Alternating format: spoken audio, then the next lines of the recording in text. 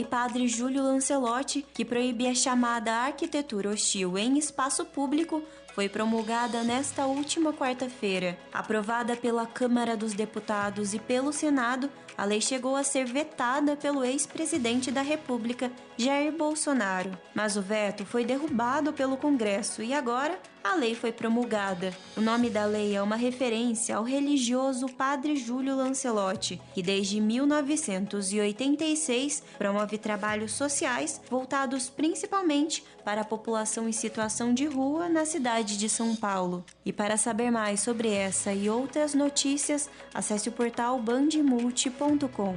Você ouviu Notícias da Hora, aqui na Rádio Bandeirantes. Você está ouvindo Rádio Bandeirantes Campinas, ZYK 569, FM faixa estendida 85,7 e AM 1170. E também Rádio Bandeirantes Ribeirão Preto, ZYK 640, FM faixa estendida 85,3 e AM 1270. Rádio Bandeirantes, fechada com você, fechada com a verdade. Rádio Bandeirantes. Fechada com você. Fechada com a verdade.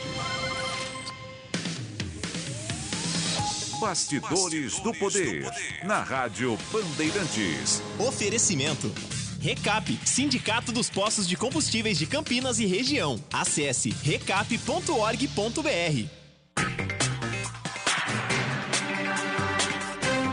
Muito bom dia. Chegou meio assustado aqui. 10 horas mais 2 minutos. Estamos iniciando o Bastidores do Poder aqui pela Rádio Bandeirantes, AM 1170, FM 85,7.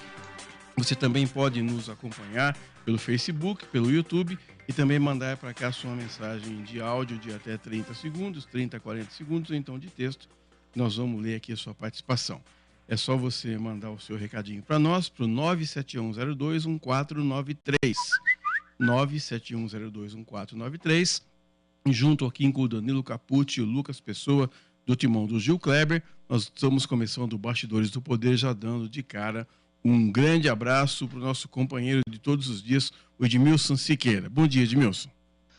Bom dia, Edson. Bom dia, ouvintes.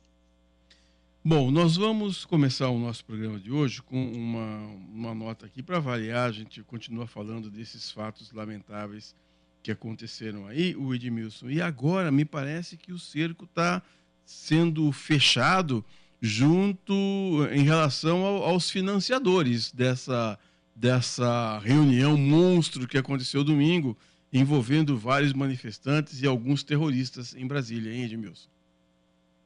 As autoridades estão procurando cada vez mais os financiadores dessa campanha, né? Já descobriram aí alguns nomes que alugaram ônibus muito mais baratos do que deveriam, certo? Políticos, inclusive, bolsonaristas também estão sendo investigados, aí há desconfiança muito grande sobre vários deles, e a coisa se fecha, né? O importante, além de todos aqueles mais de 1.000 presos que estão lá, que vão responder inquérito, outros foram soltos por razões humanitárias, mas vão responder inquérito, certo? Então, além daqueles lá, outros também vão ser procurados e os ônibus foram todos anotados suas placas, é fácil chegar aos donos deles, certo? Então, é um cerco normal, natural, que a justiça tem que fazer. Houve crime? Sim, houve crime. Então, agora é a investigação sobre esses crimes cometidos. E se chegar aos mandantes dele, melhor ainda, porque daí corta o mal pela raiz, né? E nós já começamos com o nosso ouvinte aqui, os nossos ouvintes que são a razão do nosso programa. Começando aqui com o Adriano Vermelho, mandou uma mensagem para a gente: amigos, não há como retroceder ao ataque furioso, qualquer partido, vertente ideológica faria uso político disso, mas existe um país para governar, acho que seria benevolente, generoso e até um aceno em direção à paz, que fossem anistiados todos os que comprovadamente não depredaram ou roubaram nada, apenas incitados e empolgados a participarem do tour do caos. O país precisa ser pacificado e cabe ao seu comandante ser magnânimo. Não acham uma boa ideia? O que você acha, hein, Edmilson? Não há dúvida que o país precisa ser governado, certo? Eu acho que vai, né? O PT vai governar do modo dele, né? A gente pode gostar ou não gostar, e do que a gente não gostar e não achar direito, nós vamos nós vamos criticar aqui, certo? Agora, existe também o ganho político disso, né? É público e notório que o Lula saiu fortalecido, o Alexandre de Moraes saiu fortalecido e o bolsonarismo perdeu, e perdeu muito, né? Com essa história toda dessa invasão, dessa violência toda, certo? O Bolsonaro sai pior na fita aí, bem pior, né, do que entrou, então é natural, claro, os partidos políticos vão usar, os partidos políticos que são oposição ao Bolsonaro vão usar essa balbúrdia toda que foi feita lá em Brasília para ter ganhos políticos. E hoje as pesquisas indicam, aí o Datafolha mesmo saiu com 90 e tantos % da população repudiam os atos lá de Brasília. Então é notório que vai haver um aproveitamento político disso. Agora, é claro, o país precisa ser governado e tem que ser governado. Então, vamos ver se eles conseguem equilibrar as coisas entre o ganho político e a necessidade desse governo funcionar. E precisa funcionar muito, porque o Brasil está numa situação bem ruim em quase todos os sentidos. Edmilson Siqueira, você tem medo de falar em público? Olha, eu falo em público todo dia, certo? Embora não tenha uma plateia visível, né, o que pode inibir bastante a gente, certo? Mas falar em público, assim, eu já dei acho que 2 ou 3 palestras na vida quando eu fazia o checkmate, certo? Não me considero que me dei bem. Depois que a gente fala, a gente fica vendo que poderia ter respondido de um outro modo e tal, e não tive uma media training para me orientar antes, certo? Então foi tudo na base do instinto, como é até hoje, certo? Eu entrei no rádio assim, meio inesperadamente, certo? Já estava parado, aposentado, e fui convidado para voltar para o rádio. Não sei como eu ia me sair, não sei até hoje como eu estou me saindo, já que eu não tenho um retorno aí grande, certo? Mas ainda não recorri a uma media training para me orientar, para talvez, né, melhorar, porque deve ter muita coisa para ser melhorada, né, no meu comportamento radiofônico. Já que você não tem medo, você é uma exceção, porque tem gente que tem pânico de falar em público. E sobre esse assunto nós vamos conversar com a Áurea Regina de Sá. Eu teria aqui uns 300 títulos para identificar aqui a Áurea, mas eu resolvi escolher um bem bonito aqui, que é coach de comunicação, e ela vai nos explicar agora. Áurea, bom dia, obrigado por participar do nosso programa. Como é que eu faço para perder o medo de falar em público? Áurea, bom dia. Bom dia, Edson. Bom dia, Edmilson. Bom dia, ouvintes. É um processo, Edson, é um processo de desenvolvimento. Não tem mágica, não tem receita de bolo, não tem essa história de 5 dicas para você perder o medo de falar em público. Normalmente, quando tem esse tipo de dica, eu vejo muito por aí pela internet, a primeira delas é: pare de ficar ansioso. Claro, né? A ansiedade deixa a pessoa com medo de se expor, entre outras questões. Agora, não é dizendo pare de ficar ansioso que a pessoa vai falar: era para parar? Então tá bom, parei e agora não tenho mais medo. Por isso que é um processo de desenvolvimento. E isso passa pelo autoconhecimento. Ou seja, quando você olha para dentro e se entende e se percebe, você vai descobrindo por que o medo do julgamento do outro, por que tanta vergonha, o que te impede de lidar bem com situações de grande vulnerabilidade, como a exposição. Aliás, a gente está todos os dias envolvidos em situações de grande vulnerabilidade. Qualquer situação, em casa, na rua, no trabalho, na escola. E dessas situações, a gente tira de letra, não é? Pode furar o pneu do seu carro no caminho, pode acontecer tantas situações. E quando a gente está diante do outro, também podem acontecer situações inusitadas, inesperadas. E é por isso que o aumento da autoconfiança faz com que a pessoa perceba o que ela pode fazer, quão flexível ela pode ser e praticar o jogo de cintura ali para se sair de uma situação um pouco mais constrangedora. Mas você acha que com o tempo a pessoa se acostuma? Por exemplo, vou usar um exemplo aqui, o José Luiz da Atena, que é o apresentador do Brasil Urgente aqui na Rede Bandeirantes. Você acha que ele fica nervoso, dá aquele friozinho assim na barriga antes de entrar no ar, Áurea? Não acho. Nunca conversei com ele, mas creio que não. Por quê? Porque com o tempo, com tanta prática, a pessoa vai percebendo não só as questões técnicas, como se dá esse momento da apresentação, ou todo tipo de situação adversa que pode vir a acontecer durante uma transmissão, que poderia também ser diante de uma sala, num palco, e entende que ela consegue se sair de qualquer coisa que acontecer. Por quê? Porque ela pratica o jogo de cintura, porque ela entende que ela pode ter uma resposta rápida, que isso não precisa ser grandemente estudado, até porque nem dá, né? Se a gente for sentar para imaginar todas as situações de crise que poderiam acontecer durante uma entrevista, durante uma apresentação em público, talvez nós não consigamos pensar em todas, porque são inúmeras mesmo. E é certo de que todos nós temos capacidade para se sair bem de uma situação assim. Olha, um problema que a gente vê muito, os políticos geralmente eles aprendem a se comunicar, etc e tal, às vezes recorrem a treinamentos, principalmente em época de campanha, mas tem alguns, por exemplo, que tem alguns tipos de problemas, como por exemplo, eu vou citar aqui o Henrique Meirelles, que é famoso, foi ministro da Economia, foi presidente do Banco Central e tal, foi candidato, inclusive, algumas vezes aí, certo? E, no entanto, quando ele fala, a voz dele é empolada, é meio esquisito, ele não consegue causar nenhuma simpatia, nenhuma empatia embora ele tenha conteúdo e um conteúdo muito grande. Num caso como esse, uma pessoa que tem conteúdo, ele conhece o que ele faz, ele é um técnico muito bom na economia, certo? Ou seja, ele teria coisa para falar.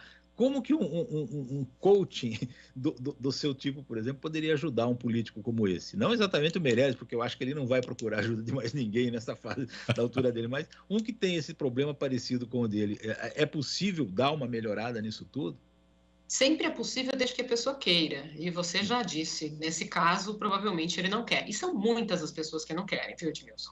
Normalmente eu recebo pedidos de intermediários, ou seja, um assessor numa empresa, a pessoa responsável pelo RH, que quer trazer o executivo, ou, no caso que você trouxe, o político, para fazer o treinamento. E eu sempre pergunto, a pessoa quer fazer o treinamento? Porque o treinamento é um processo periódico. Não é um dia só com 1 milhão de informações e depois eu não tenho acesso a essa continuidade, eu não consigo supervisionar e ajudar a pessoa na manutenção desse resultado.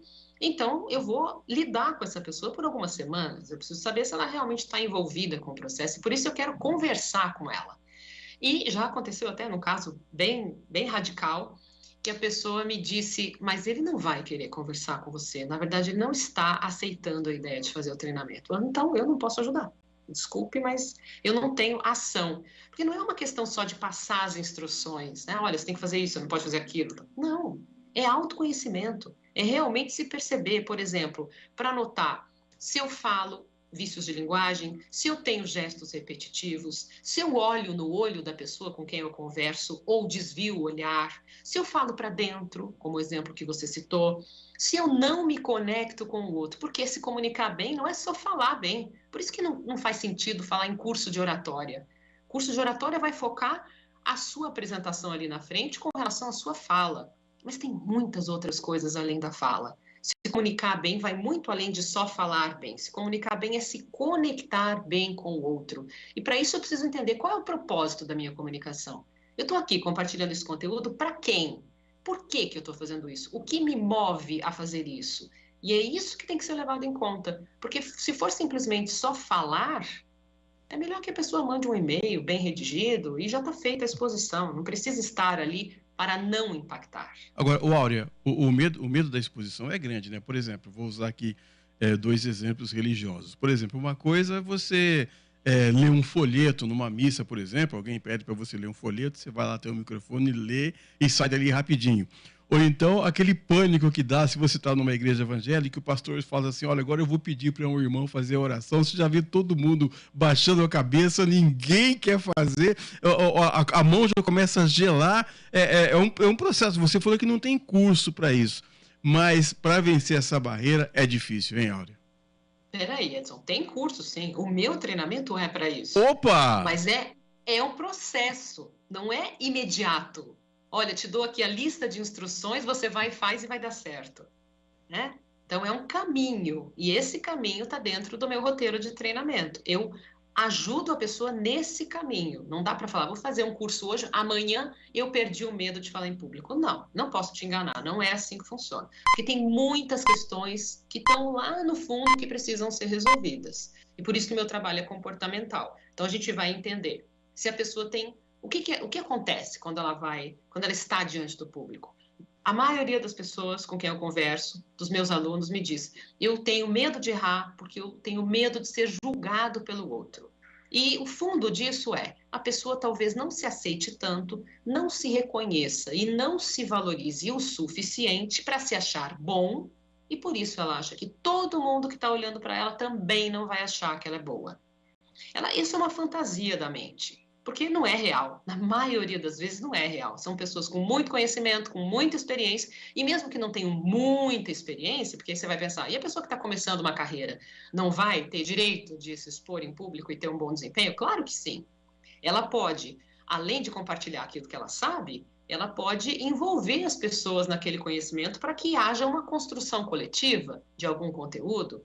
Então, claro, você não precisa amadurecer em termos cronológicos e nem no sentido de ganhar experiência para depois se expor em público. Vá aproveitando as oportunidades desde já, tanto oportunidades pessoais quanto profissionais, e vá se questionando. O grande segredo é isso. A partir do momento que você se questiona, você começa, mas eu estou me ouvindo de verdade? Eu estou conseguindo entender o que eu estou falando? Será que o outro também está? E a preocupação básica e fundamental é o outro. Porque eu só estou aqui por causa do outro, não é, Edson? Você me convidou para essa entrevista, eu não vim aqui falar para você e para o Edmilson. A gente está numa conversa e estamos levando essa conversa para o público ouvinte. Eles é que poderão aproveitar esse conteúdo. Então, é um serviço que eu estou fazendo. Estou compartilhando o conhecimento para ajudar outras pessoas. Essa deve ser a regra básica para quem quer se comunicar. Olha, você foi repórter, né, de televisão, muito tempo, etc e tal, né? Quando você chegou lá, você não tinha essa experiência que você tem hoje, né? Como é que você foi evoluindo dentro desse tipo para se tornar hoje uma profissional da comunicação que ensina a comunicação para os outros? Obrigada pela pergunta. Falar um pouquinho da história é sempre interessante. Eu era muito tímida, sabe, Edmilson? Antes da gente se conhecer, enquanto adolescente, eu tinha todas essas questões relacionadas à autoestima baixa, falta de autoconfiança, achava que as pessoas iam rir de mim, sofri bullying na escola, todas essas histórias. E isso era um conflito dentro de mim, porque desde os 13 anos eu já anunciava para todo mundo que eu queria ser repórter de TV. Eu nem sabia ainda que para ser repórter de TV eu precisava ser jornalista, até que eu descobri que esse era o curso de graduação que eu precisava fazer. Então eu ficava me questionando, mas como eu quero ser repórter de TV se eu sou tímida? Como é que eu sou tímida e quero aparecer de frente para a câmera? Esse questionamento ficou muito na minha cabeça. Eu não tive assistência, assessoria de nenhum profissional para vencer essas questões. E fui eu mesma entendendo e percebendo as outras pessoas, como elas faziam, como elas se expunham, e como eu me encontrei demais nessa profissão. Foi um grande presente para a minha vida ter descoberto que eu tinha vocação para ser jornalista.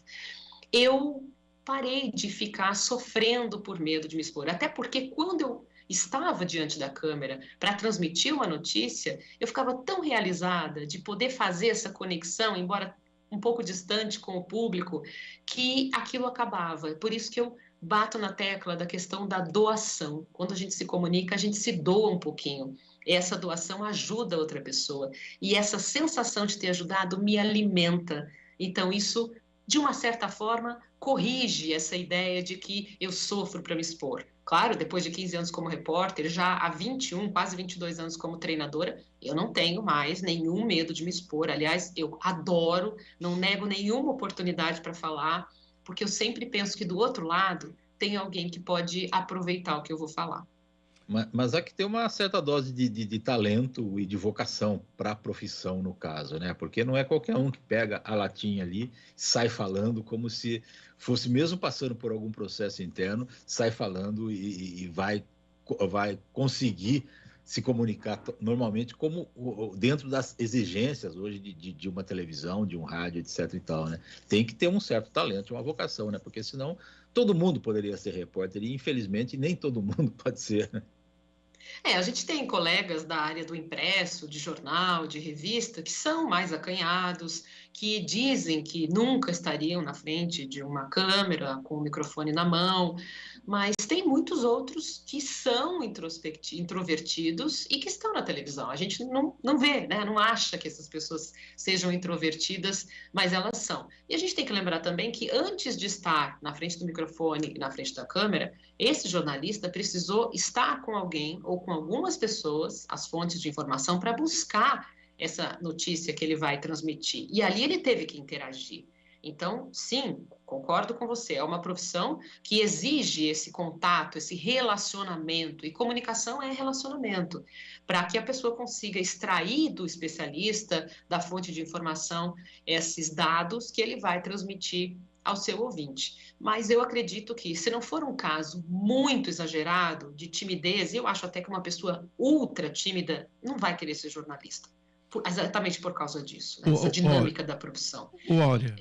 Oi. Não, desculpa eu interromper, mas eu não queria perder esse gancho. Mas é o seguinte, a gente está falando aqui de jornalista, mas eu acho que, por exemplo, presidentes, governadores, prefeitos ou altos executivos deveriam quase que obrigatoriamente fazer um curso, porque eles vão estar muitas e muitas vezes tendo que estar à frente de um palanque ou de um púlpito para passar a mensagem. Embora muitas vezes o texto já esteja ali escrito, a exposição dessas pessoas é sempre grande e frequente, não é, Áurea?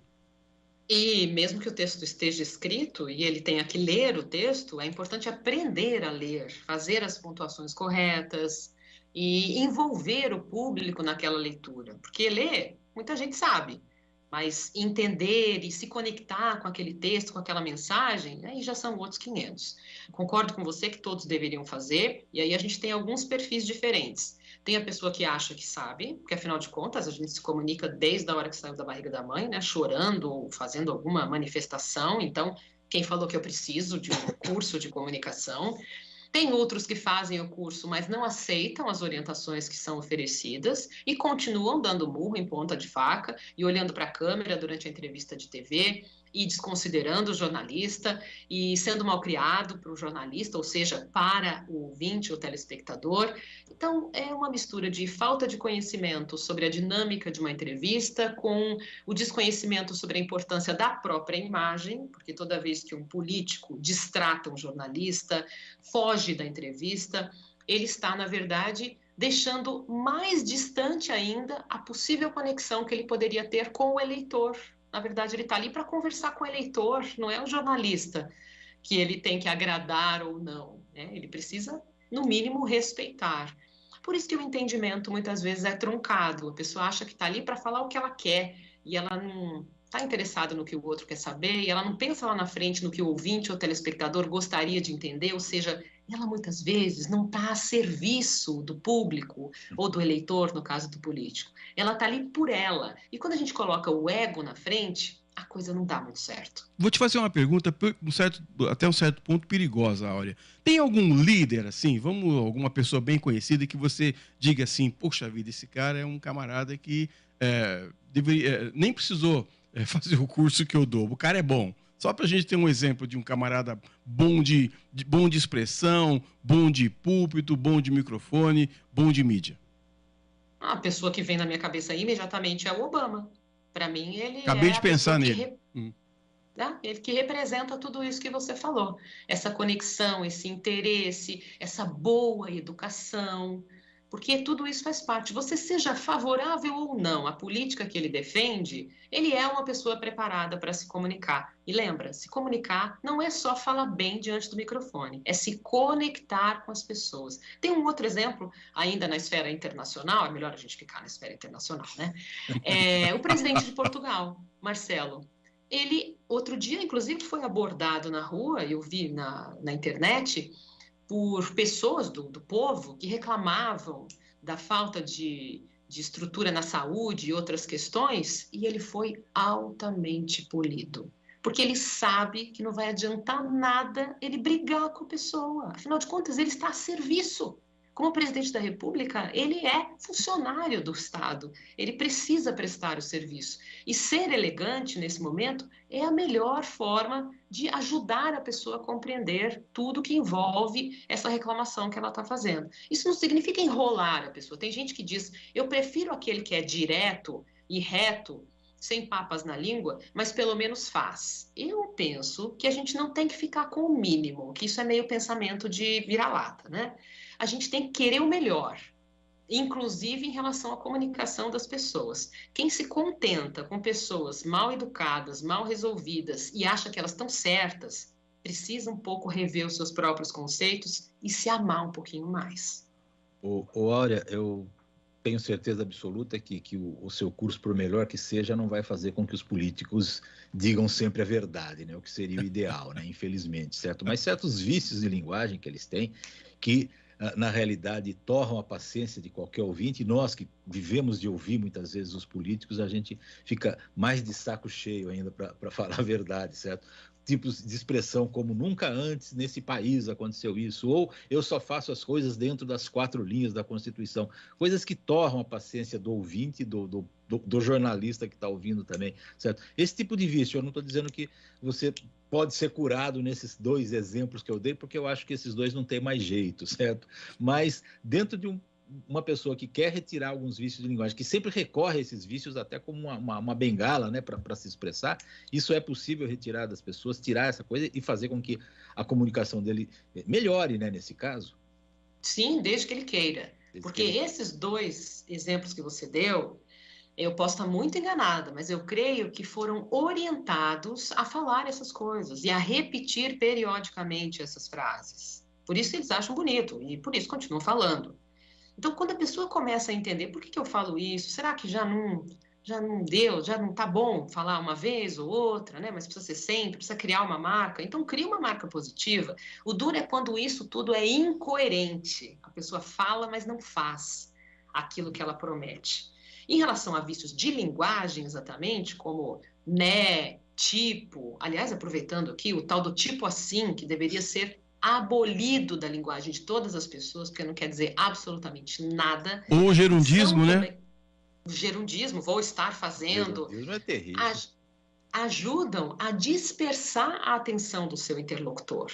Então, se eu estou diante de um público, presencialmente ou pela internet, do ouvinte no rádio, do telespectador na TV, o que eu quero? A atenção dele. Eu quero que ele fique ligado na minha mensagem. Não é em mim, é na minha mensagem. Eu sou a transmissora da mensagem.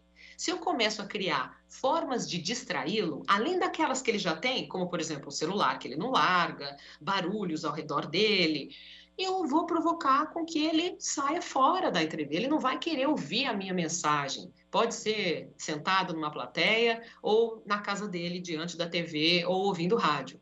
Eu preciso me conectar com ele para que ele fique atento à minha mensagem.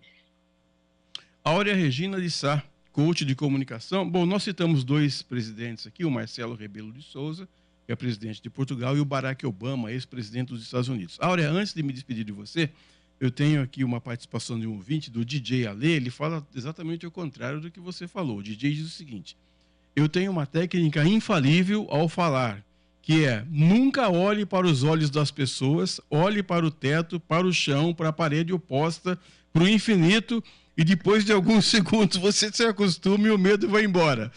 O que você fala para o DJ Ale, Áurea? Olha, eu falo que ele podia experimentar, viver as experiências incríveis de se conectar com as pessoas olhando nos olhos, porque é isso que aproxima você das pessoas. Essa instrução que ele diz que usa é inclusive indicada em livros, infelizmente. Isso é uma fuga, é uma muleta.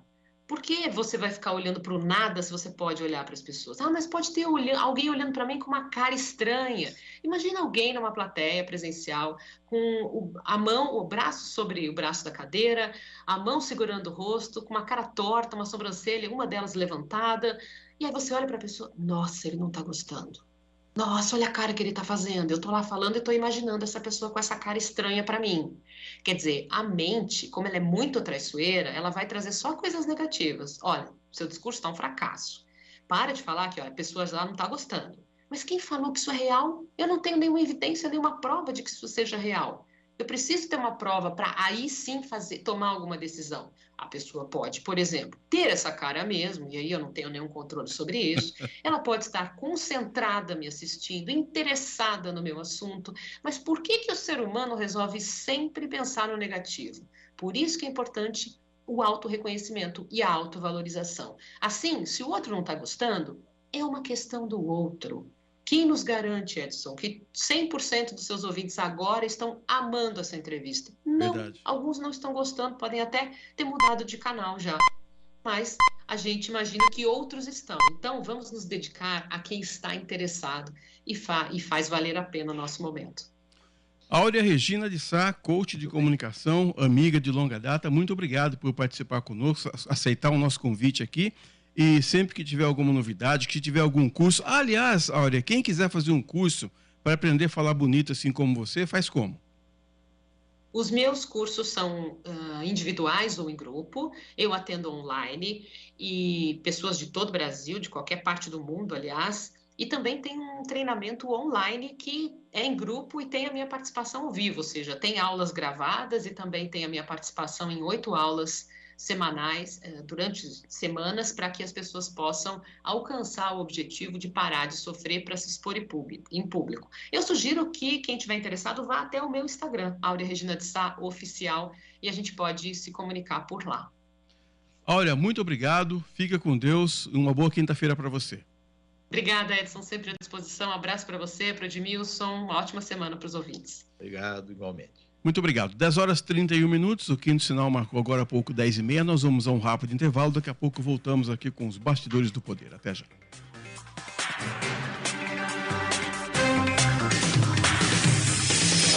Bastidores do Poder, na Rádio Bandeirantes.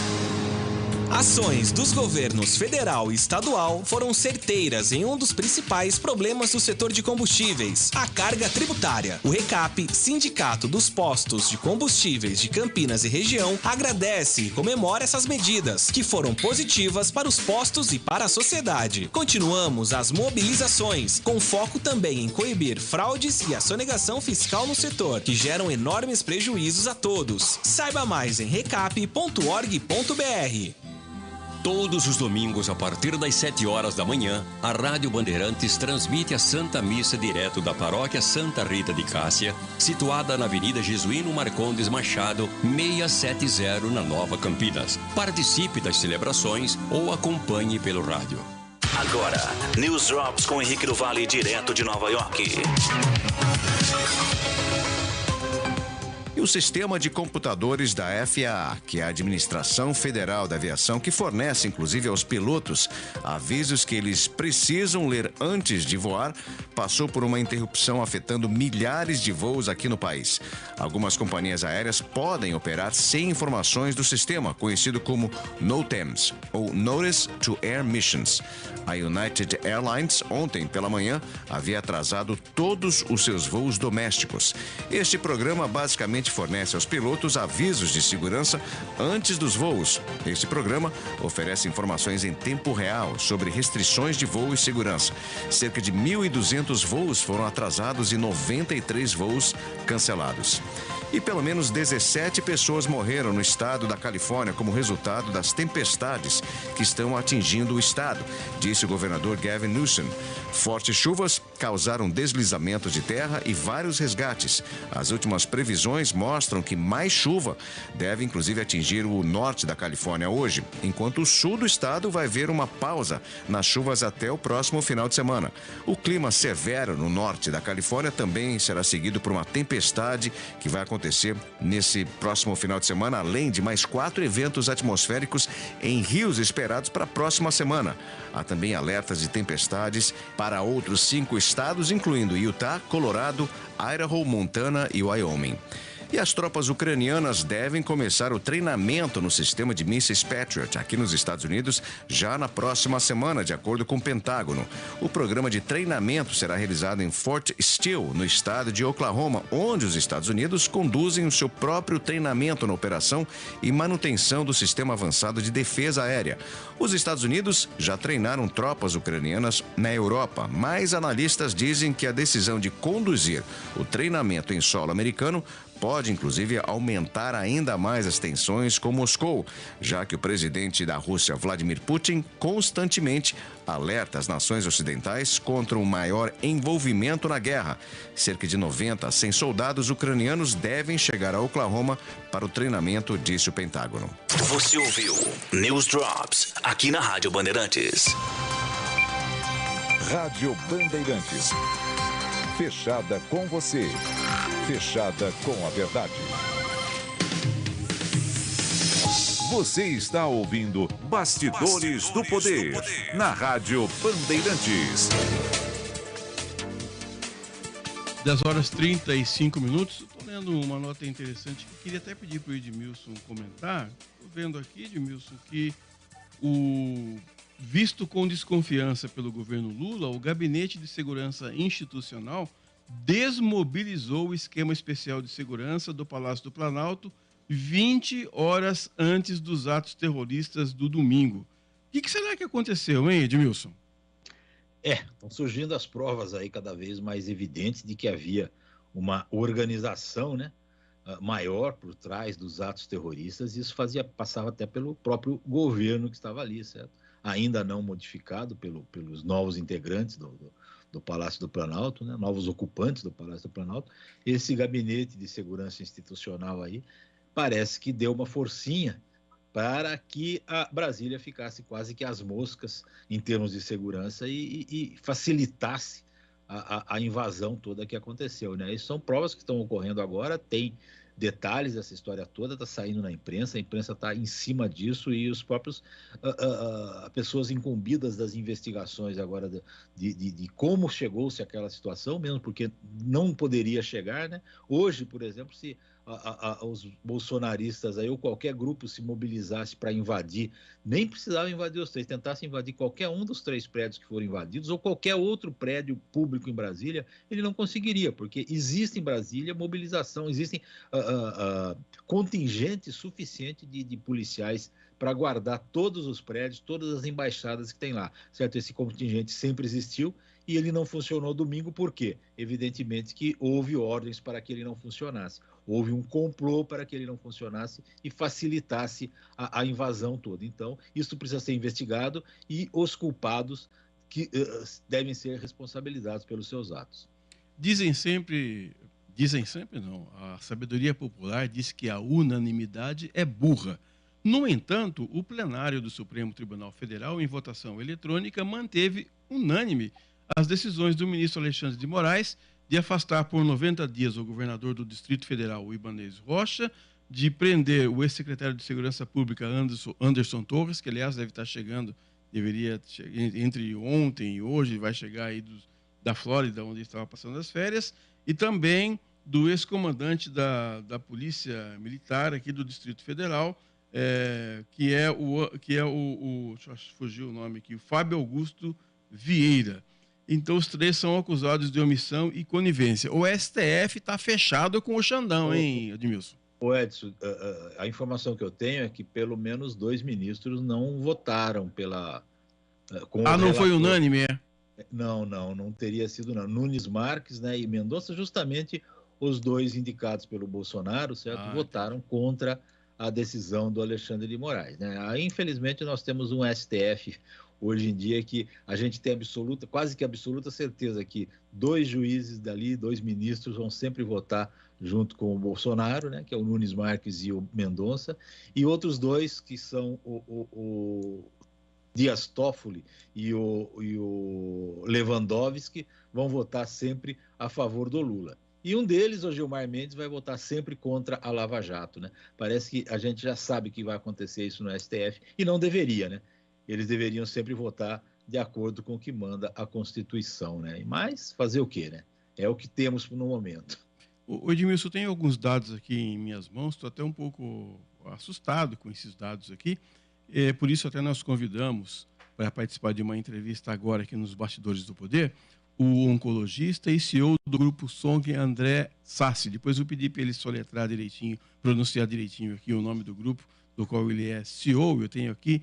Pode ser Song, pode ser Sony também. Vamos ver o que o doutor André diz. Ele diz aqui no informe que eu recebi que as regiões Sul e Sudeste concentram 70% dos casos de incidência de câncer e que, de acordo com os dados do Instituto Nacional de Câncer, 704 mil novos casos devem surgir no Brasil em 2023. É isso mesmo, doutor André? Bom dia para o senhor. Olá, bom dia Edson, bom dia Edmilson. Só uma pequena mudança, o André, parceiro meu aqui da oncologia, do Grupo Sonho, não pôde comparecer, eu sou Davi Cunha. Ah, doutor Davi, pois não.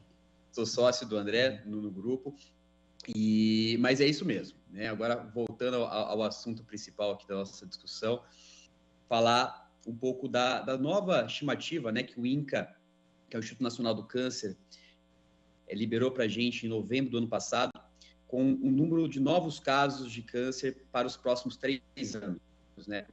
2023, 2024 e 2025. Né? Então, são esperados 704 mil novos casos para cada ano nesse próximo triênio. Né? São números surpreendentes. Isso vai um pouco em linha com a estatística mundial, que a gente está vendo um aumento progressivo, né, de número de casos de câncer no mundo.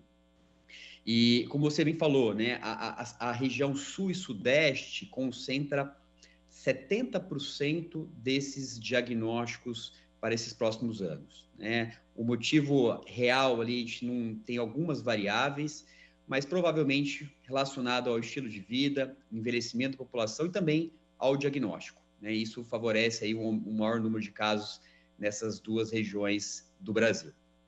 Não seria também porque essas regiões são mais ricas, né, e tem um atendimento maior da medicina, certo? Do que Nordeste, por exemplo, a própria região norte do Brasil, né, que é a coisa mais rara, é uma dependência maior, inclusive, dos serviços públicos lá. E aqui no Sul e Sudeste, por ser uma região mais rica, há um contingente muito maior de pessoas que têm planos de saúde e são atendidas mais rapidamente, pelo menos. Edmilson, perfeito. Quando a gente fala em câncer, né, basicamente a gente fala no diagnóstico em um tripé, né? Então, três fatores predisponentes. O primeiro dele, câncer está relacionado com idade, né? Então, o envelhecimento da população está diretamente relacionado ao aumento no número de casos de câncer. A gente sabe que a população brasileira está envelhecendo, né? A expectativa de vida agora, nos últimos dados, a estimativa é que o brasileiro vive a 73 anos, em média.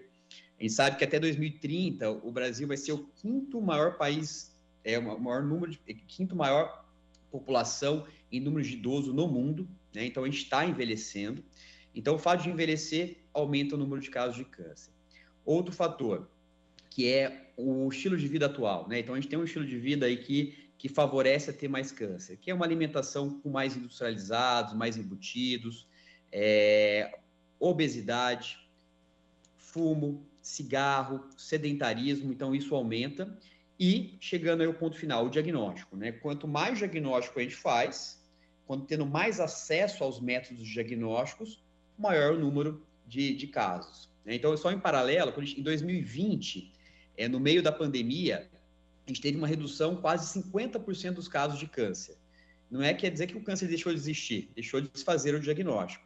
Então, o que você falou faz total sentido, né? Você precisa investigar, precisa fazer exames para aumentar o número de casos, né, para fazer o diagnóstico, e até por isso que a região sul e sudeste, até pela cobertura de acesso à saúde, convênios e também no SUS, a gente acaba tendo mais diagnóstico nessa região. Agora, doutor Davi, quando essa doença atinge alguém assim famoso, a gente tem a impressão, a gente fica um pouco sem ouvir falar do câncer, depois pessoas famosas, agora os últimos tempos, o Pelé, por exemplo, o Roberto Dinamite, que morreram também em consequência da doença. Agora a Preta Gil anunciou que está também fazendo um tratamento. Quer dizer, quando pessoas famosas começam a morrer da doença, o senhor acha que acende o alerta de novo, que as pessoas precisam se preocupar em fazer a mamografia, em fazer o exame preventivo do câncer de próstata? O senhor acha que a morte de pessoas famosas dispara de novo o alerta? Edson, com certeza. Né? Eu acho que a gente depende muito da mídia para levar a informação. Né? Muitas das vezes, quando a gente faz uma mídia científica, o impacto na população geral é menor.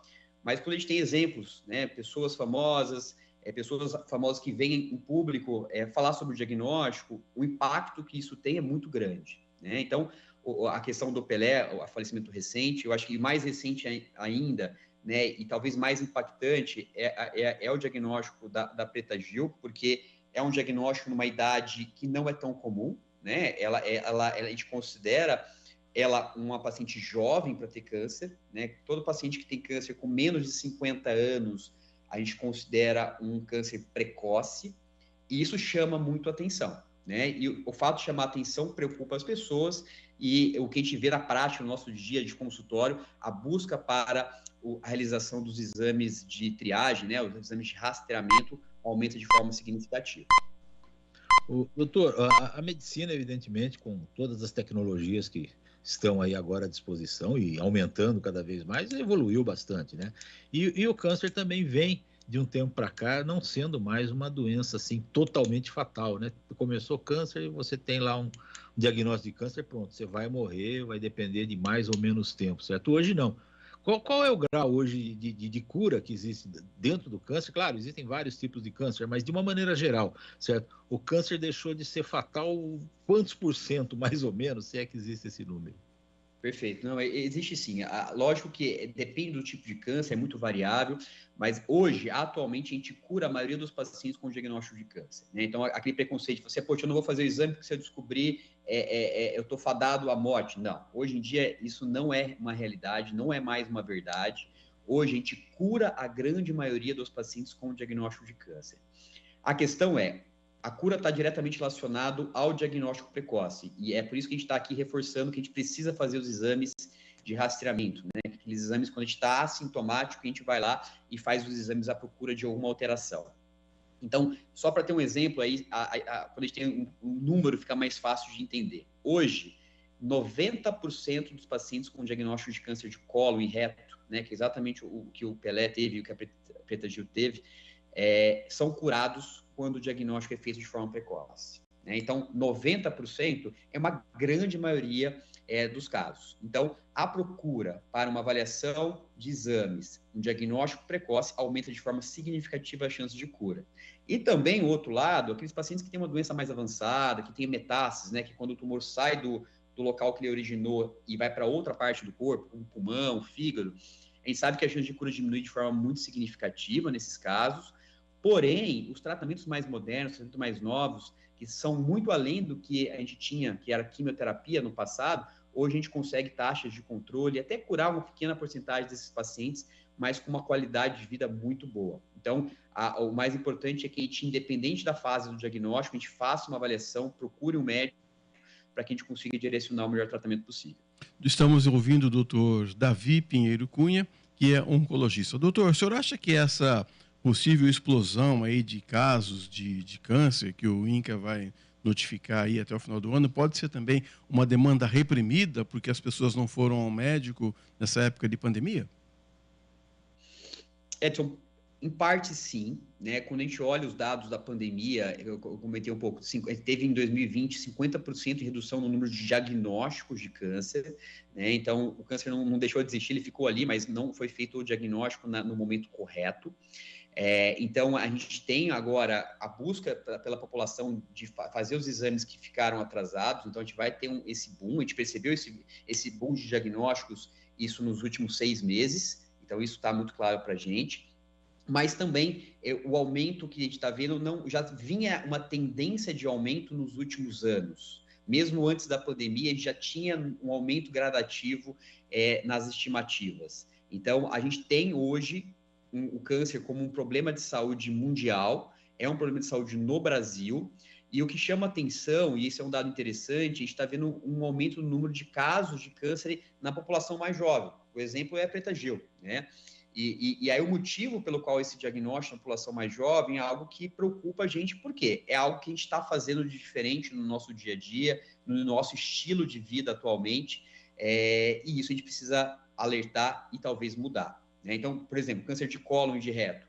30% desses casos, desses cânceres, poderiam ser evitados se a gente tivesse um estilo de vida mais saudável, né? Fazendo atividade física de forma regular, abandonar o cigarro, evitar o uso abusivo de bebida alcoólica, ter uma dieta mais balanceada, rica em fibra, com menos carne vermelha e embutidos. Então, são coisas que a gente pode trazer para o nosso dia a dia, para a nossa vida, que a gente consiga minimizar a chance, né, o risco de ter esses tipos de câncer. Doutor Davi, eu no ano de 2013 fui detectado com câncer de próstata no estágio inicial e o tratamento indicado na época foi a braquiterapia, que o senhor conhece muito bem, implantação de sementes de iodo diretamente na próstata, e hoje eu tenho um PSA, né, exame de sangue, que ele está bem baixinho, graças a Deus, e eu vou anualmente ao médico.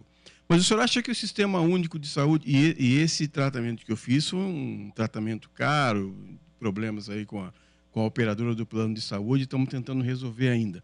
Mas o Sistema Único de Saúde está preparado para atender essa demanda de câncer das pessoas que não têm plano de saúde? O SUS está preparado para isso, o senhor acha, doutor? Sinceramente, acho que não, né? A gente não tem uma estrutura hoje que comporta fazer o diagnóstico e prestar uma assistência de saúde com qualidade. A assistência de saúde de qualidade, ele exige ali prevenção, né? Então, assim, a gente ia orientar a população a fazer atividade física, ter local para a pessoa conseguir fazer atividade física, acesso a uma alimentação, então a prevenção. Outro, diagnóstico precoce, então conseguir que o SUS consiga fazer o exame de PSA de forma adequada, o exame de colonoscopia de forma adequada, o exame de mamografia para a mulher de forma adequada, então chegar a esses exames para a população na idade que deve ser feito, a gente sabe que o número desses exames é muito menor do que deveria ser feito. E depois, na parte final ali dessa jornada, é o tratamento, né? Desde cirurgia, desde tratamentos oncológicos com quimioterapia, imunoterapia, que hoje a gente não tem acesso para a grande maioria dos pacientes do SUS, e também a radioterapia e a bracterapia, que é uma forma de radioterapia, entra nessa jogada, né? Então, só para a gente ter uma estimativa. Hoje, se a gente pegar isso, uma estimativa da OMS, na população de 60 a 79 anos, é esperado que 1 a cada 4 homens ou tem ou vai ter um diagnóstico de câncer, e 1 a cada 3 mulheres. Se a gente pensar que a gente vai fazer diagnóstico em toda essa população, hoje em dia o SUS não comporta, nem o SUS nem a saúde suplementar junto comportaria esse tanto de diagnóstico, né? Então, o fato do INCA, né, soltar essas estimativas, mostrar um aumento gradual, né, e consecutivo no número de incidência de casos novos de câncer, permite que a gestão, que o governo consiga se planejar de forma mais efetiva, né? Então, conseguir planejamentos de prevenção, métodos de diagnóstico de forma mais adequada. Se isso está sendo feito conforme deveria, eu acho que não. Acho que a gente tem que realmente melhorar demais a forma que a gente presta a política pública para a implementação de medidas mais eficazes para a população, para o tratamento do câncer. Doutor Davi, nós entrevistamos aqui na Bandeirantes, na TV Bandeirantes, no caso, um médico especializado em saúde pública, o doutor Gastão, da Unicamp, certo? Que já foi secretário de saúde de Campinas.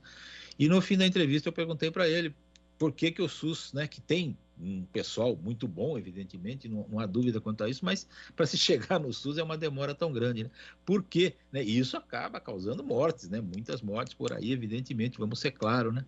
E o que precisava, né, para fazer? Quanto que precisava de investimento? Ele falou assim que precisava, no mínimo, uns 30 bilhões de reais por ano a mais para o SUS, certo? Para que ele conseguisse atender a população, certo? Quanto que precisa para atender a população mais relativa à sua especialidade, que é o câncer, né? Desses 30 bilhões, mais ou menos, quanto que o SUS precisaria ter mais só para o câncer? Dá para ter uma ideia disso? Edmilson, essa é uma pergunta que a resposta é impossível de ter, porque o tratamento oncológico, ele cada ano que passa aumenta, não é que dobra, é exponencial os gastos, porque os medicamentos novos são cada vez mais caros, as técnicas de radioterapia, a bracterapia, por exemplo, né, que o Edson comentou, é extremamente cara. Então, se a gente trata um paciente com uma tecnologia dessa, que o custo é muito grande, o dinheiro é sem fim, né? E a gente sabe que o repasse para a saúde, ele é finito, ele tem um limite. Então, o que a gente precisa realmente fazer é investir de forma mais correta, investir de forma mais eficiente, porque dinheiro ali é sem fim. O mais importante é investir aonde é necessário. Então, vamos pegar um exemplo claro, né, ali.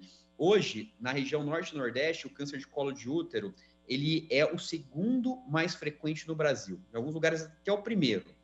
E o câncer de colo de útero, hoje, ele é um câncer totalmente possível de erradicação com a vacina contra o HPV. Então, é um câncer que nos países ricos praticamente não existe mais. Então, é claro que a gente precisa investir em vacinação, em prevenção para HPV e fazer Papa Nicolau na população norte e nordeste. Então, a gente precisa direcionar ali um investimento claro. A gente precisa, na região sul e sudeste, a gente vê um aumento de casos de câncer de colo de intestino. Então, a gente sabe que tem uma relação direta com prevenção, com obesidade, etilismo, tabagismo.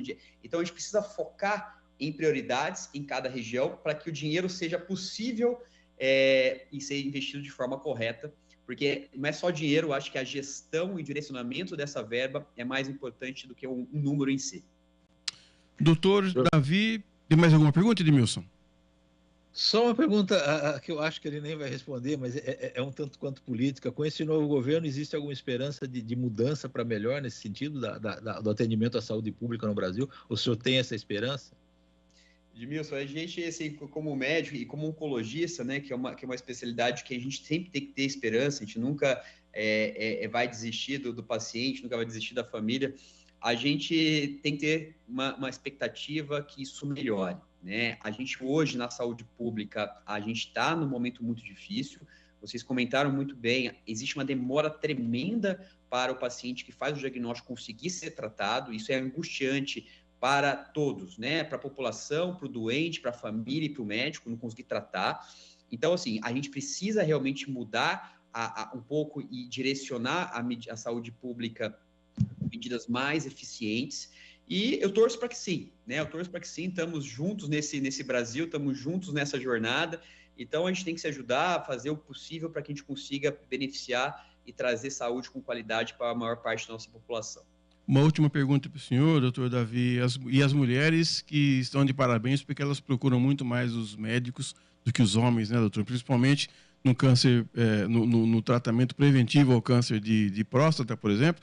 Muitos homens ainda têm vergonha do exame do toque retal, não é, doutor? Perfeito. Edson, hoje a mulher procura os serviços médicos, tanto para consulta de rotina, como para exames de rastreamento, pelo menos 3 vezes mais do que o homem, né? Então, assim, hoje o homem, ele se cuida muito menos do que a mulher.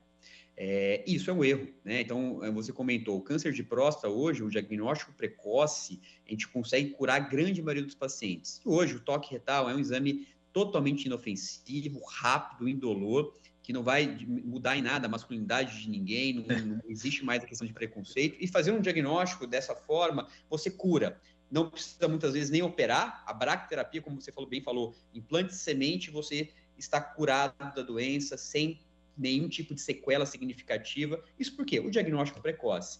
Então, esse preconceito realmente do homem em se cuidar é algo que não cabe mais hoje na nossa rotina, no nosso dia a dia. Tem que tirar um tempo aí, pelo menos aí 1 mês por ano, para que faça os exames de rotina, que faça o autocuidado. Isso é o mais importante. 10h57, ouvimos aqui o oncologista Davi Pinheiro Cunha, que é oncologista e também e hematologista do Instituto SONI. Muito obrigado, doutor. Quando tiver alguma novidade, algum estudo novo, alguma pesquisa nova, por favor, entre em contato conosco. Bom dia para o senhor. Bom dia a todos. Bom dia.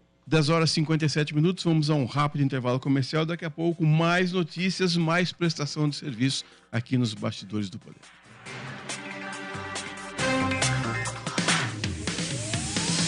Bastidores do Poder, na Rádio Bandeirantes. Oferecimento. Recap, Sindicato dos Postos de Combustíveis de Campinas e Região. Acesse recap.org.br. Momento Sustentabilidade. Apoio Sanasa. A vida em primeiro lugar. Consciência ambiental passa necessariamente pela educação. E com o CASA, Ciclo da Água no Saneamento, um projeto premiado pela Ares PCJ, a Sanasa promove visitas itinerantes em comunidades, empresas e outros. Através de 2 veículos adaptados, técnicos promovem a conscientização dos impactos positivos e negativos nas questões que envolvem água e treinamento. É bem verdade que com a pandemia as atividades foram impactas, mas retomadas com os devidos cuidados sanitários ao longo de 2021. Atingiram um público de 889 participantes. Assim como Sanasa, a palavra sustentabilidade também começa com a letra S. Momento Sustentabilidade. Apoio Sanasa. A vida em primeiro lugar. Agora, notícias da hora com as notícias locais, nacionais e internacionais, direto da redação da Rádio Bandeirantes. Suzane von Richthofen foi solta pela Justiça na tarde dessa quarta-feira, dia 11. Foi concedido a Suzane uma progressão da pena para o regime aberto. Ela cumpria a pena há 20 anos em um presídio em Tremembé, no interior de São Paulo. Suzane deixou a penitenciária feminina 1, Santa Maria Eufrásia Pelletier, por volta das 5h30 da tarde de ontem. Segundo uma nota emitida pelo tribunal, Suzane foi solta por ter cumprido os requisitos estabelecidos pela Lei de Execução Penal, que trata sobre os direitos do reeducando nas penitenciárias e a reintegração dele à sociedade. Suzane foi condenada pela morte dos pais em 2002 a 39 anos de prisão. Desde outubro de 2015, ela cumpria a pena em um regime semiaberto e passou a ter permissão para deixar a cadeia nas saídas temporárias. Agora, com a progressão da pena, Suzane pode viver a prisão em regime aberto. Você ouviu Notícias da Hora, aqui na Rádio Bandeirantes. Rádio Bandeirantes. Fechada com você. Fechada com a verdade. Você está ouvindo Bastidores do Poder, na Rádio Bandeirantes. 11 horas da manhã aqui no Brasil, porque na Flórida não são 11 horas da manhã ainda, mas quem já está a postos conosco aqui, caiu da cama mais cedo, é o Henrique do Vale. Que horas são aí, Henrique? Bom dia. Bom dia, aqui são 9 horas da manhã, a gente está com 2 horas de, vamos dizer, atraso, né? Porque agora aqui é horário de inverno. Quando é horário de inverno aqui, a gente fica 2 horas a menos do horário de Brasília. Quando é horário de verão, é somente 1 hora. Agora eu tô... Mas vou te falar, eu tô de pé desde as 6 horas da manhã, bicho. Que isso? Foi fazer caminhada, aqui alguma a gente coisa? acorda cedo. Foi fazer caminhada, não? Nada, caminhada, se eu pudesse caminhar esse horário, já 6 da manhã eu já estou trabalhando aqui, fazendo as notícias do dia. O dia começa cedo por aqui. Eu vou caminhar no finalzinho da tarde. O dia começa cedo aí. Aqui também começa cedo. Aqui, a hora que o sol aparece, o dia já começou, Henrique. Eu estava vendo você participando aqui conosco no noticiário regular que você tem conosco aqui. Esse atraso de voos ontem nos Estados Unidos, o que aconteceu, Henrique? Pois é, na verdade, hoje de manhã nós tivemos uma informação muito importante que foi um arquivo, tá, danificado.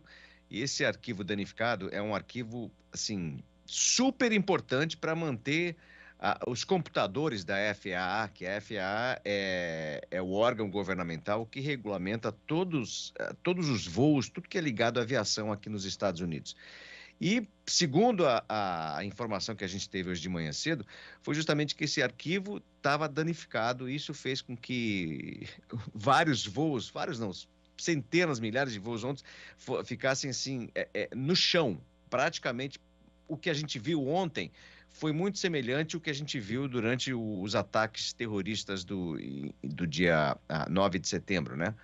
E 11 de setembro.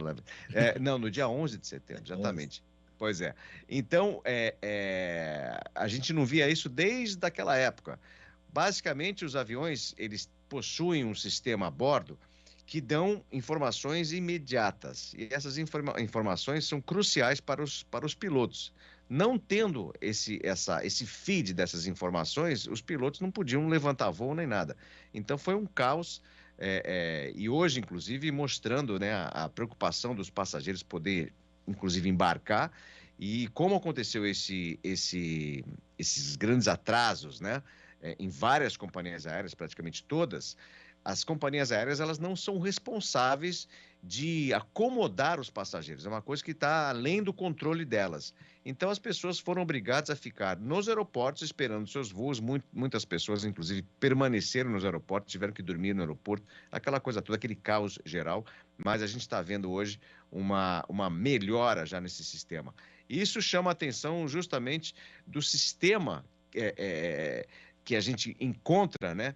Agora, que está muito antigo. Então, isso vai causar uma certa pressão no governo de finalmente aumentar as verbas desse departamento, que é crucial. Se você imaginar que o país hoje tem um sistema extremamente antigo, você não vai acreditar, né? Então, a gente acha que os Estados Unidos, primeiro mundo, aquela coisa toda. Não. É um sistema muito antigo que precisa ser reformulado e essa pressão, esse problema que a gente viu hoje, e ontem, no caso, segue como um wake-up call, vamos dizer assim, para que novos computadores, novos sistemas sejam implementados. Vamos ver se realmente agora o Biden resolve abrir a carteira, né? Ô, Henrique, a gente já vai voltar com você aí, a gente já volta com você direto da Flórida, mas o Gustavo Gimenez está conosco aqui, só para nós termos também algumas notícias aqui da nossa terrinha. A gente já volta com você aí, viu, Henrique? Bom dia, Gustavo. Oi, Edson, bom dia a você, bom dia a todos que nos acompanham. Aproveitar, né, que estava na conexão com o exterior e falar da expectativa que havia, inclusive, para a chegada do ex-ministro e ex-secretário de Segurança Pública, né, lá do Distrito Federal, o Anderson Torres, que estava na Flórida quando ocorreu, primeiro, os atos de violência, os atos de vandalismo lá em Brasília, e depois quando ele teve a prisão, né, decretada pelo ministro Alexandre de Moraes. Ontem houve, por quase consenso ali no STF, a determinação que ele continue preso, mas havia expectativa que ele chegasse, portanto, aqui em Viracopos, né, ou em outros aeroportos aqui do Brasil, já que essa informação não havia. Por enquanto, ainda nada. É claro que a gente está seguindo, acompanhando. A expectativa possível é que ele só venha, de fato, no sábado, quando até lá deve sair já um habeas corpus para ele. Então vamos aguardar, né? Mas ainda assim há toda essa movimentação no Aeroporto Internacional de Viracopos aqui em Campinas. E agora os assuntos aqui da região. A Guarda Municipal de Campinas prendeu na rodoviária da cidade uma mulher procurada por latrocínio. Ela, inclusive, é apontada como autora de uma morte a tiros de um idoso de 67 anos em Itapira. Isso foi no dia 21 de dezembro de 2021. De acordo com a GM, a mulher de 22 anos era procurada pela Justiça por participação nesse latrocínio. Só para a gente ter noção, o crime aconteceu em Itapira.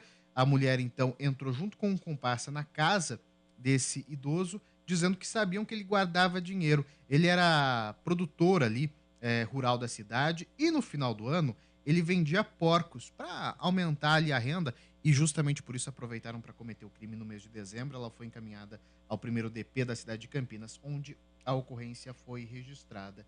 E olha, Edson, a gente também traz um detalhe importante aqui, que é a discussão sobre a possível demissão de pessoas que tenham participação nesses atos aí contra a segurança nacional que aconteceram recentemente. Já há a discussão de que se a CLT permite uma demissão por justa causa. De fato, né, há uma falta passível ali de justa causa quando se fala de ato contra a segurança nacional. No entanto, o que se entende por enquanto, que a gente tem conversado com advogados, é que não é possível ainda dizer. Se essas pessoas presas estão envolvidas, é necessário todo um processo. E outro ponto importante é que, principalmente, falta no emprego, o abandono de emprego é sim passível também, caso essas pessoas não tenham trabalhado. Isso tem acontecido, como de fato já foi relatado, principalmente em redes sociais. Muitos deles disseram que saíram do emprego por um tempo e acabaram sem esse emprego. Agora, se você tiver de férias, ainda não vamos justificar, mas ainda vai. Agora, se você resolveu, vou passar um final de semana em Brasília e agora está preso lá, e a empresa começa a procurar você, se fala assim, eu não posso trabalhar porque eu estou preso em Brasília, a situação fica bem mais complicada, né, Gustavo? Com certeza, né? O que aconteceu, né? Muitas pessoas podem dizer que estavam ali de curiosos, mas ainda assim, né, há todo um processo daqui para frente, né? Muito bem. Bom dia, Gustavo. Bom dia a todos. Muito obrigado, Gustavo Gimenez. Ô, Edmilson, você ia fazer uma pergunta para o Henrique do Vale? Eu ia fazer uma constatação e, posteriormente, uma pergunta, até mudando de assunto depois, mas parece que toda a tecnologia que hoje envolve os aviões, por exemplo, né, a máquina que voa ali, certo? Não foi acompanhada pelo governo norte-americano, que cuida da segurança externa desses voos, com informações que... porque tudo que existe dentro de um avião é duplicado, né? Certo? O avião, que se um sistema do avião falha, um sistema de freio falha, tem um outro que funciona, que é colocado a funcionar, às vezes quase que automaticamente, às vezes nem sempre, às vezes sem a participação dos próprios pilotos ali, dos comandantes ali, certo? Mas parece que agora com essa falha aí, decorrente talvez da antiguidade até desse equipamento todo, né? E também do fato de que um equipamento determinado, se ele falha, ele complica todo o resto, o que não pode acontecer num sistema desse, deveria ter um outro equipamento que funcionasse no lugar desse ali de plantão, né? Então parece que agora vai ter uma melhora nesse sentido, e a gente espera que tenha, né? Porque quando os Estados Unidos, os voos dos Estados Unidos ficam no chão, né? Isso tem um reflexo no mundo inteiro, inclusive no Brasil, evidentemente, né? Afinal, os Estados Unidos são grande parte dos mais de 32 milhões de voos que existem por ano no mundo, né? Então é muita coisa, é um sistema enorme, gigantesco, que uma falha num país importante tem reflexo no resto do mundo. Mas, Henrique, o que eu queria perguntar para você, sai um pouco dessa história, é com relação ao Biden. Essa história de documentos secretos aí que estão sendo encontrados, já foram encontrados em outro lugar, além do primeiro que foi noticiado, certo? Vai complicar a vida dele por uma reeleição aí, até por um pedido de impeachment, talvez? Pois é, na verdade, o que aconteceu foi o seguinte, os documentos que foram encontrados, inclusive ontem, né? Hoje foram encontrados mais. Quer dizer, a coisa não ficou somente...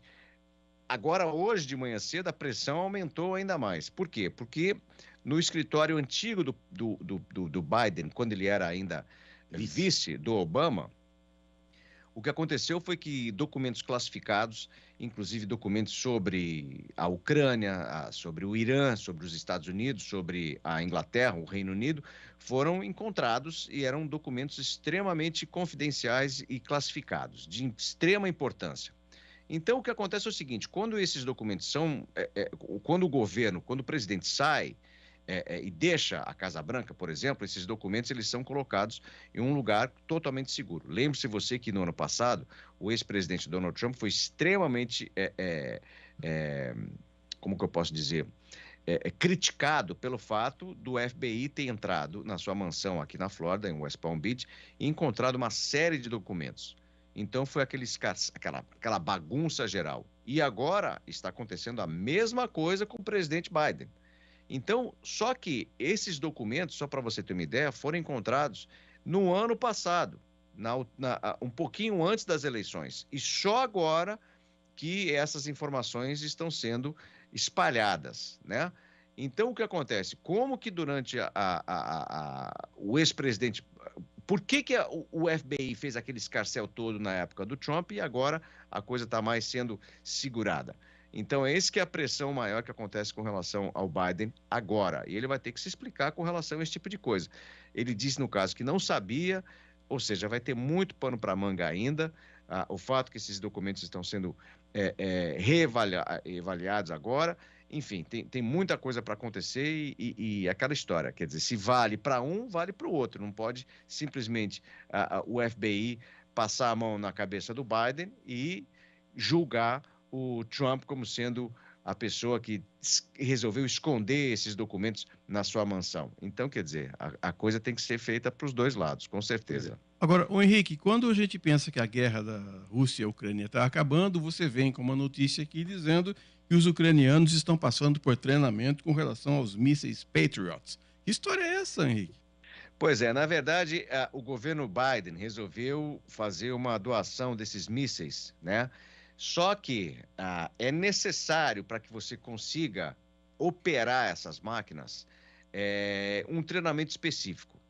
Esses treinamentos aconteceram na Europa, mas desta vez o governo americano resolveu chamar, né, os soldados ucranianos para fazer o treinamento aqui nos Estados Unidos. Isso com certeza causa uma pressão ainda maior entre a Rússia e os Estados Unidos. Por quê?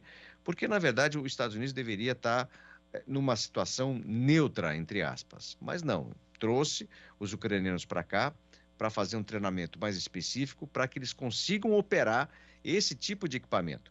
Então, quer dizer, a pressão que acontece entre esses dois países aumenta mais ainda.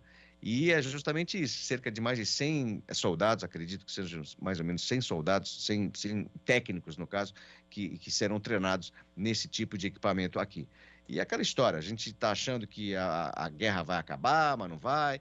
Enfim, a gente vai entrar esse 2023 aí nessa esperança de que, no caso, a gente pudesse ter um pouquinho mais de alívio.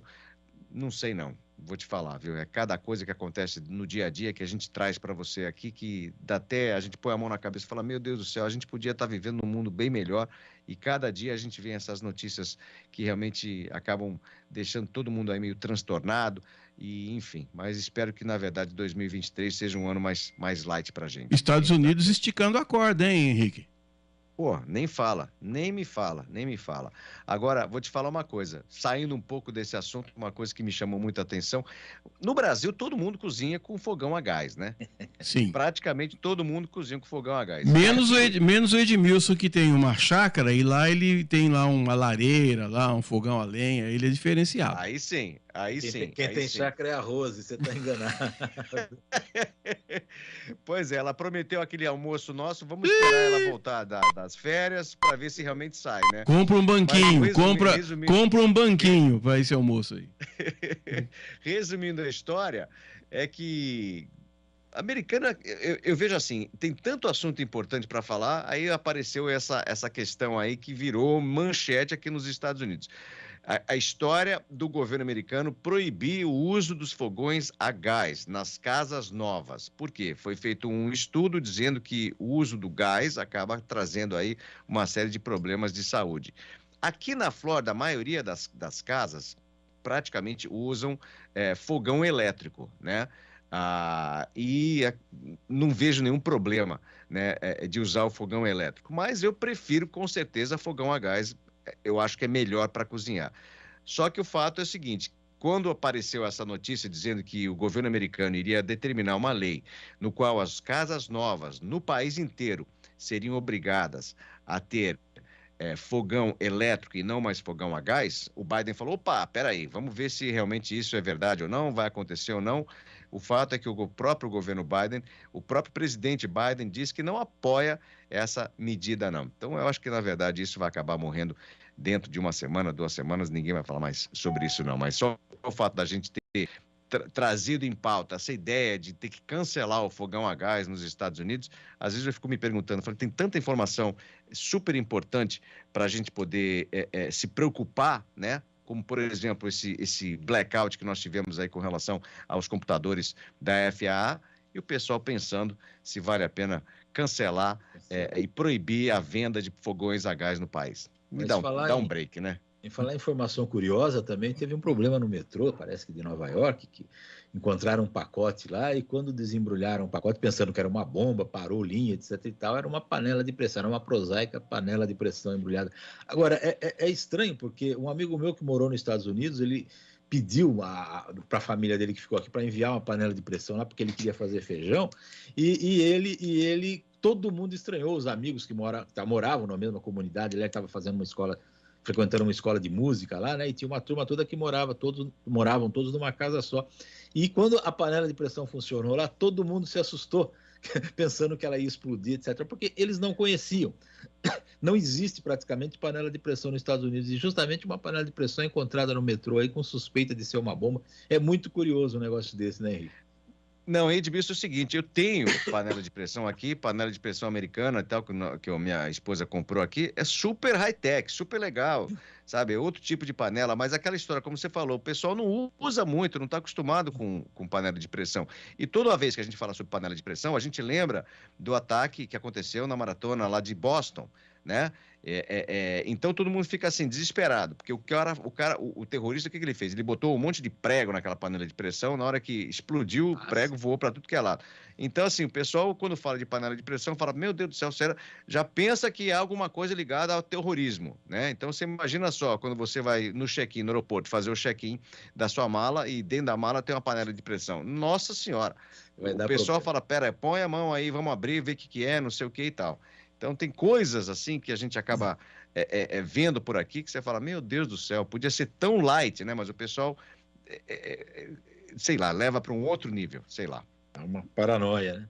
Nem fala. Agora, a boa notícia, pelo menos para o pessoal que está lá em Nova York de hoje, é que a gente teve durante esses 2 dias uma greve absurda dos enfermeiros lá. 7 mil enfermeiros que estão sobrecarregados, inclusive lembrando que os casos do Covid começou a aumentar aqui novamente, né? E essas pessoas que trabalharam durante a pandemia praticamente moravam dentro dos hospitais. E os enfermeiros por aqui não recebendo uma remuneração adequada e tempo de descanso e tudo mais. Aí, no caso, resolveram entrar nessa greve em 2 hospitais principais lá de Nova York.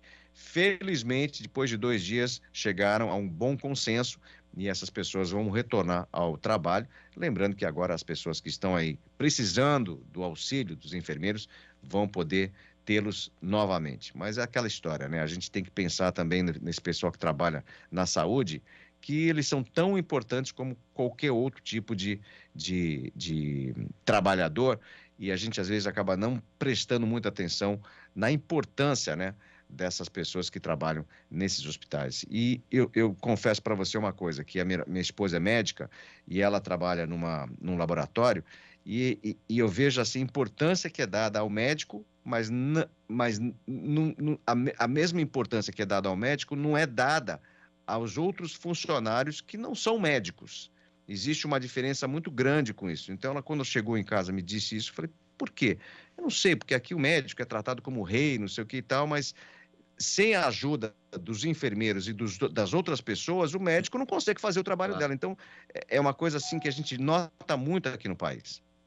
O Henrique, para me despedir de você, o Danilo Capucci e o Lucas Pessoa querem visitar você nos Estados Unidos, mas eles dizem que eu sou muito genérico, que eu digo assim, mas ele está morando na Flórida. Eles querem saber, você está em Boca Raton, Fort Lauderdale, Miami, Orlando, onde é que você está, Henrique? Estou em Fort Lauderdale, cara. Em Fort Lauderdale eu fico a 30 minutos norte de Miami. Então eu estou assim a 15 minutos de Boca, estou no meio do caminho. Então é uma cidade tranquila, não é uma região gostosa, é uma região que tem muito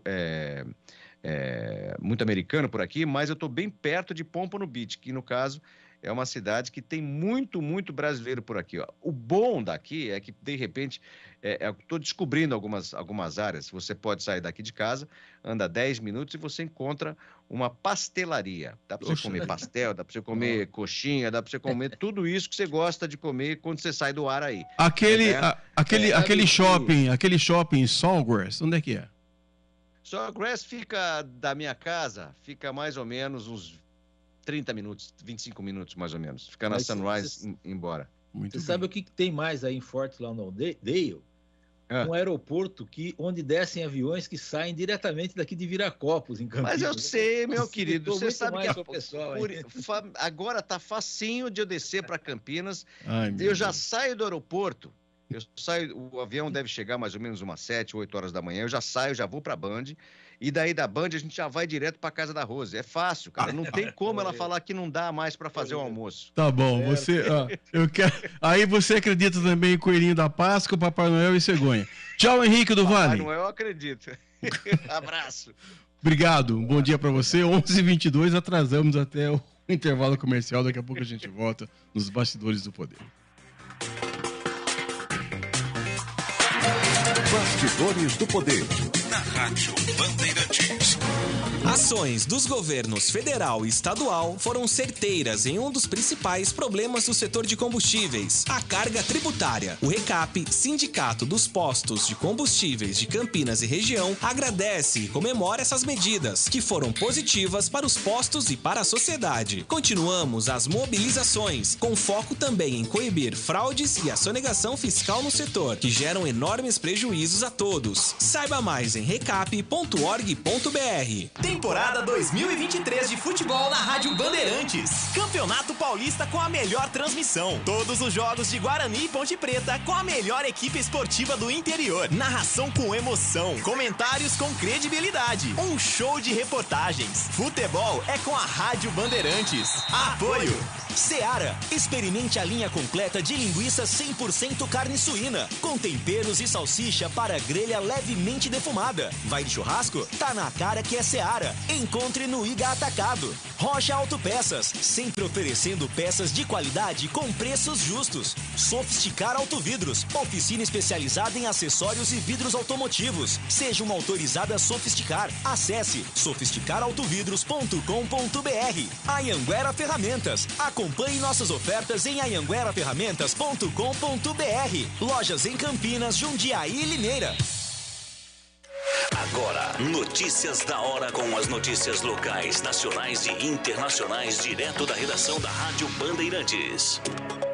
O ministro do Supremo Tribunal Federal, Alexandre de Moraes, determinou que as autoridades públicas de todo o país impeçam qualquer tentativa de bloqueio de vias públicas ou rodovias. A decisão foi anunciada nesta quarta-feira e prevê multa de R$20 mil para pessoas físicas e R$100 mil para empresas que descumprirem essas ordens. A proibição também vale para bloqueios ou invasões que interrompam o tráfego em prédios públicos ou o acesso a esses edifícios. Além disso, determina que as autoridades locais Prendam em flagrante quem ocupar e obstruir vias públicas urbanas ou rodovias. Para saber mais sobre essa e outras notícias, acesse o portal bandmulti.com.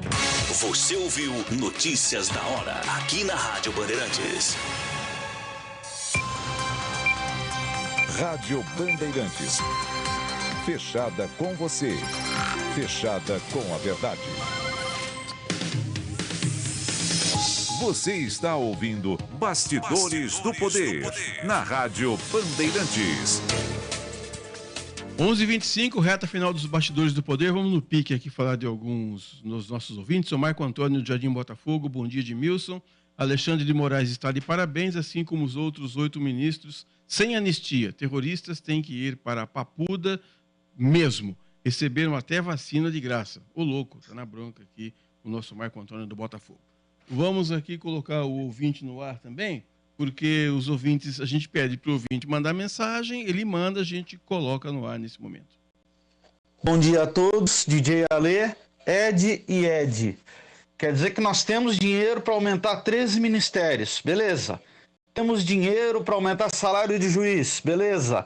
Temos dinheiro para Bolsa Família, beleza. Chega na hora de aumentar o salário mínimo para R$ 1.320. Aumento esse que beneficiaria todo mundo, inclusive quem ganha Bolsa Família. Aí nessa hora nós temos que ver se tem o dinheiro. Gente, esse aumento teria que vir primeiro, antes dos outros. Os outros já teríamos que ver se tem dinheiro. Absurdo. Grande abraço, DJ Ale. 11h26. Pois não, Edmilson. Ouvinte, viu? Pois não, Edmilson. Tem razão o ouvinte aí, o DJ Ale, o nosso ouvinte costumeiro aí. E porque o aumento estava previsto para 1.320, parece que vai ser de 1.302 só, né? Uma coisa ridícula, mas que, claro, tem um significado forte no cômputo geral, né? Porque aumenta de muita gente que ganha isso, mas não faz muito sentido mesmo, né? Aumentar todas as despesas aí do governo e, de repente, o salário mínimo sofrer um aumento menor, bem menor do que o previsto. É lamentável, né? A última para você responder no pique, Edmilson. O Edivaldo está dizendo aqui, Edmilson, respeito sua opinião, mas não concordo. Você disse ontem que a culpa foi do governador e da segurança pública. Existe hierarquia, foi passada para o Estado as informações do que iria acontecer. Não tinha nem guarda nacional no local. Hoje, qualquer um que colocar uma camiseta amarela, se houver protestos, ele é bolsonarista. Se o bolsonarista vestir uma camisa vermelha e quebrar tudo, será que vão dizer que ele é petista? Pergunta do Edivaldo para a gente encerrar o nosso programa de hoje. Há muita coisa aí nessa pergunta para responder, né? As investigações estão apontando para a cúpula ali da segurança de Brasília, né? Que é feita pelo governo de Brasília, não é feito pelo governo federal, certo? O governo federal, ele solicita, pede e tal, e foi informado de que tudo estava bem, como a gente já disse aqui, como estão provando aí os documentos, os telefonemas que foram feitos e tal, certo? E as investigações estão sendo feitas, inclusive o ministro da Defesa, né?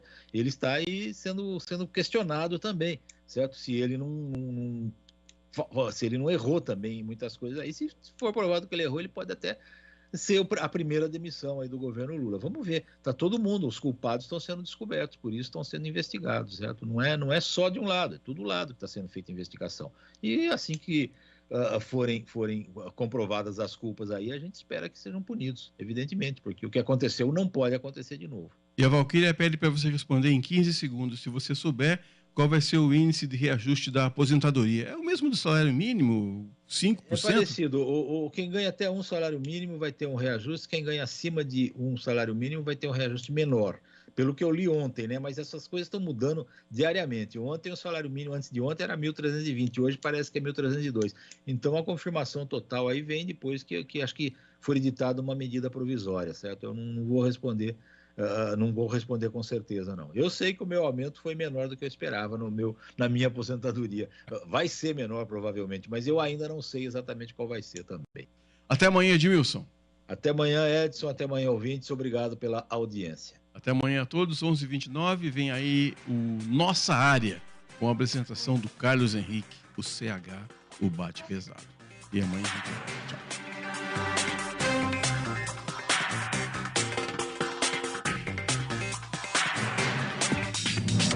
Você ouviu Bastidores do Poder na Rádio Bandeirantes. Oferecimento. Recap,